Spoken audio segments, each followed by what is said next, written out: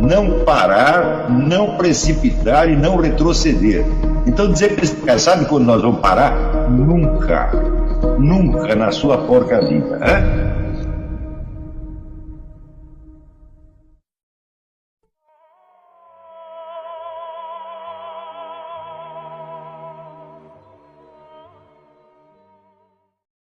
Queria lembrar o seguinte, o Xavier Subiri, em vários livros, ele explica que a dimensão de realidade, ela só existe efetivamente para o ser humano e não para os outros animais. Para os animais existe a dimensão do que ele chama de estimulidade, quer dizer que é aquilo que eles sentem, o estímulo que vem do ambiente e chega até eles, evidentemente, eles notam isto. Se está no verão, eles sentem o calor. O que eles não pegam é que o seguinte, é que o verão é quente. O verão é quente em si mesmo, quer você o sinta, quer não o sinta. Se você está dentro, né, de uma sala com ar-condicionado, bem refrescadinho, nem por isso o verão deixa de ser quente. Essa dimensão do ser e do não ser só existe para o ser humano.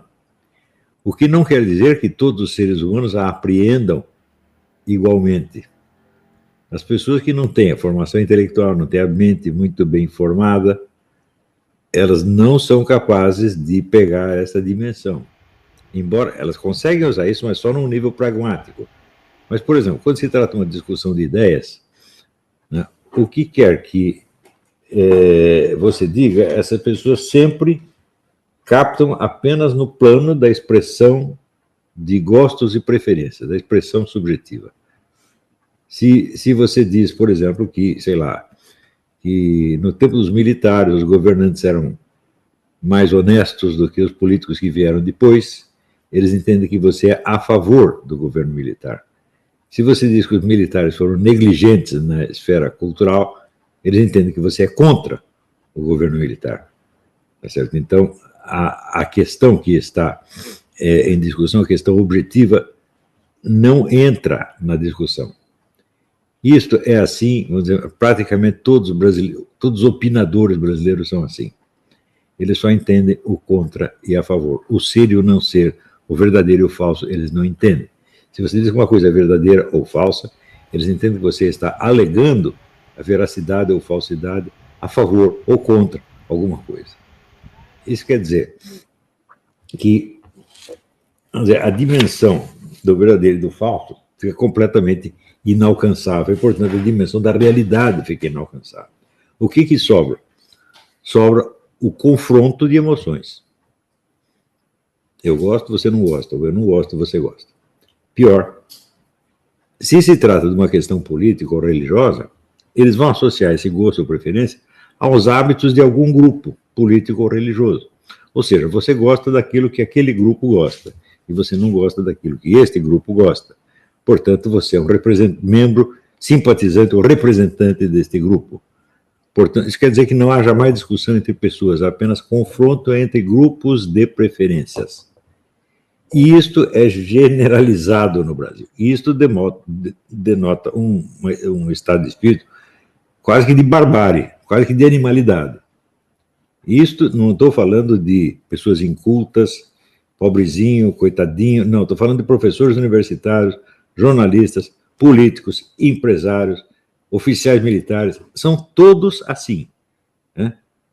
Este é o principal problema do Brasil. Todos os outros problemas que o Brasil tem, seja problema na esfera econômica, na esfera de segurança pública, na esfera de saúde pública, todos eles existem porque as pessoas são assim e porque elas são incapazes. Eu sugiro que vocês assistam toda essa série feita pelo Jordan Peterson e algumas conversas que ele teve com o Stephen Molyneux a respeito da importância do QI. Esse é um problema de QI. Se o QI é baixo, meu filho, os problemas não têm solução. E esse problema que nós estamos falando, vamos dizer, é de uma baixa de QI num nível já catastrófico, né? Então, em todo o setor da ação e da sociedade, nós temos tudo na mão de pessoas totalmente ineptas e incapazes. Não é que são incompetentes, né? Incompetente é simplesmente um cara que não tem a competência para fazer algo, mas ele não tem a capacidade de adquirir a competência. Então, o problema é muito pior. Ou seja, não é possível melhorá-lo. Ele tem que ser simplesmente retirado dali e ir para um cargo mais baixo. Eu me lembro que o Dr. Miller, ele tinha um processo de psicoterapia que consistia em curar a neurose do sujeito, fazendo ele baixar de classe social. Por quê? Ele está numa classe social alta, ele tinha problemas que ele mesmo não compreendia e jamais poderia compreender. Baixando para uma situação mais simples e elementar, o cara se sentia bem. Eu mesmo tinha um parente que, em São Paulo, ele era totalmente esquizofrênico. Daí ele ia morar no Xingu, ele ficava normal. Dá para entender isso aqui. Ou seja, quanto mais burra a pessoa, mais facilmente ela terá uma conduta neurótica ou até psicótica, se for colocada numa função muito acima da sua capacidade. Ou seja, baixar esse sujeito para uma classe social inferior é um ato de caridade.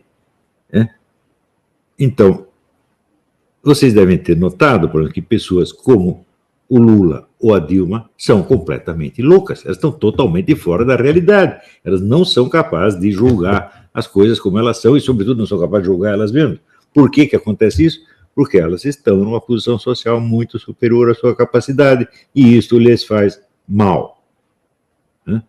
Na hora que você vota no Lula, você está satisfazendo a vaidade dele, tá certo? Mas você o está destruindo como ser humano. Ou seja, é uma falta de caridade, falta de piedade, elevar as pessoas a cargos e a posições que são superiores à sua capacidade. No Brasil, ao contrário, acha-se que a gente deve pegar o incapaz e colocá-lo lá em cima para não desprezá-lo. Ou seja, se você não quer votar num cara porque ele é um analfabeto, você é um preconceituoso, você é um elitista. Então você pega o sujeito semi-analfabeto, coloca ele lá em cima para ele ficar bem louco, tá certo? E começar a cometer besteira uma atrás do outro, como o Lula cometeu. Porque todo esse negócio de mensalão e petrolão, etc., foi não apenas uma desonestidade, uma roubalheira, foi um erro monstruoso. Foi a roubalheira mais mal sucedida da história humana. Existe aqueles vídeos, vamos dizer, do ladrão inepto, né? O sujeito que sobe no telhado, o telhado cai, ele se estupora todo, né? Daí o cachorro morde ele. Esse é o Lula, meu Deus do céu. É o ladrão incapaz. Ele e a Dilma, então, nem se fala, minha gente. Agora o pessoal está querendo, sei lá, eleger esse Haddad. Vocês estão brincando, né? Esse cara não é capaz de gerenciar um armazém, um supermercado. E querem botá-la mais para cima ainda. Não é isso? Até parece essa dona Marina. O que é isso, minha gente? Né? O que vocês estão fazendo com essas pessoas? Não se pode, vamos dizer, ajudar a pessoa inepta, lambendo a vaidade dela, enaltecendo a vaidade dela. Não se pode, isso não é ajudar. Isso é falsa amizade. Um amigo verdadeiro diz, olha, meu filho, você só tem capacidade de fazer isso aqui, não sobe acima disso, que você vai fazer besteira e vai se destruir. Não é isso? Então, o Lula estaria numa situação muito melhor, mas muito melhor, se ele nunca tivesse passado de vereador em cidade do interior. Ele não estaria na cadeia, sem dúvida. Né?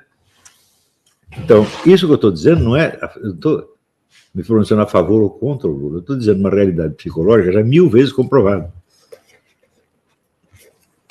Isso é, vamos dizer, uma afirmação cientificamente objetiva. As coisas são realmente assim.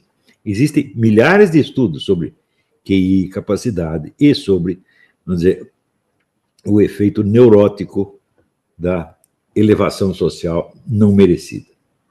Existem muitos estudos sobre isso. O Jordan Peterson vive citando isso, e ele é o grande especialista nessas questões de QI, capacidade hoje em dia. E, sem dúvida, é uma fonte altamente confiável. Esta questão, vamos dizer, da síndrome de Dunning-Kruger, né? Quer dizer, o sujeito é incapaz, ele é incapaz de saber que é incapaz. Então, alguém tem que informá-lo disso. Quanto mais inepto é o sujeito, menos ele é capaz de julgar o seu nível de inépcia e, portanto, o seu nível de inteligência. E, portanto, menos capaz ele é de se comparar objetivamente com o outro. Então, o indivíduo, por exemplo, que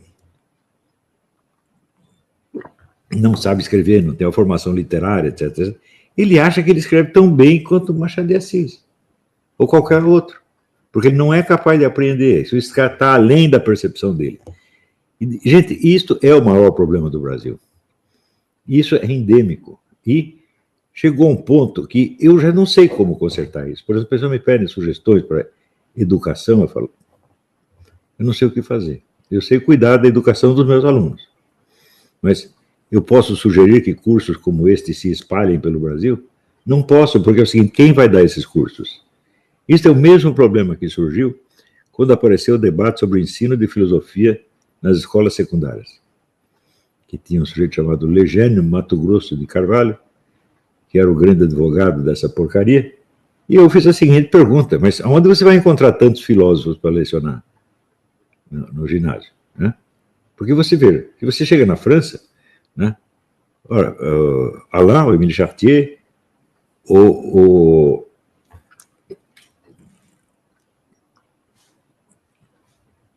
próprio Henri Bergson, o próprio Louis Lavelle, durante um tempo, foram professores de ginásio.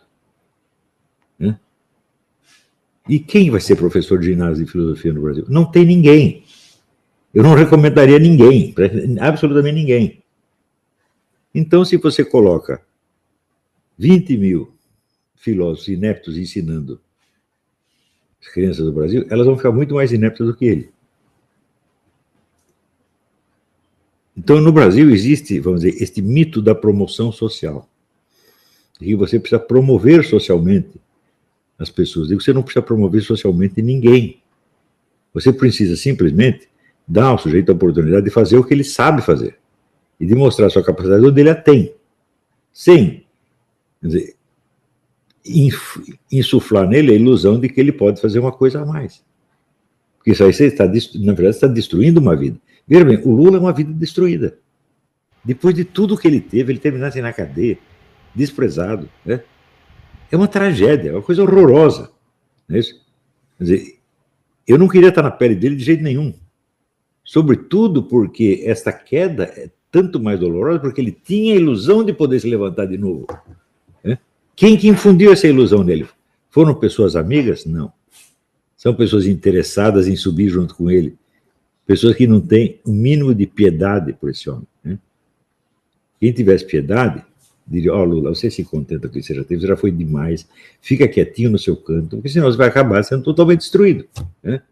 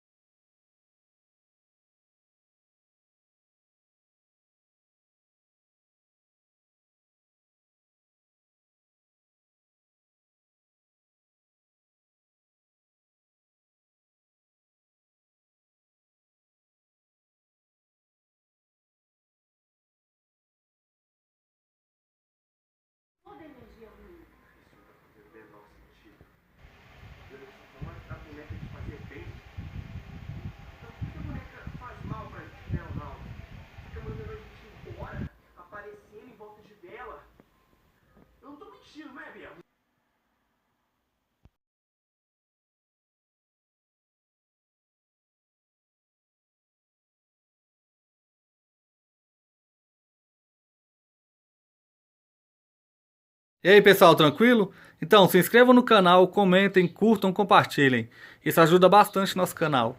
Quem quiser ajudar a gente de outra forma, os links estão aí na descrição do vídeo.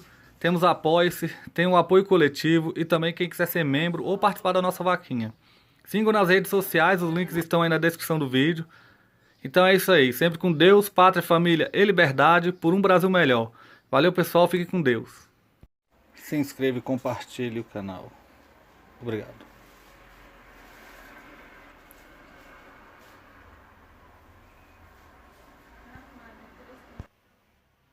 Olavo tinha e sempre continuará tendo razão. Apoie o canal e ajude a gente a continuar aqui no YouTube e nas outras plataformas. Obrigado. Fique com Deus.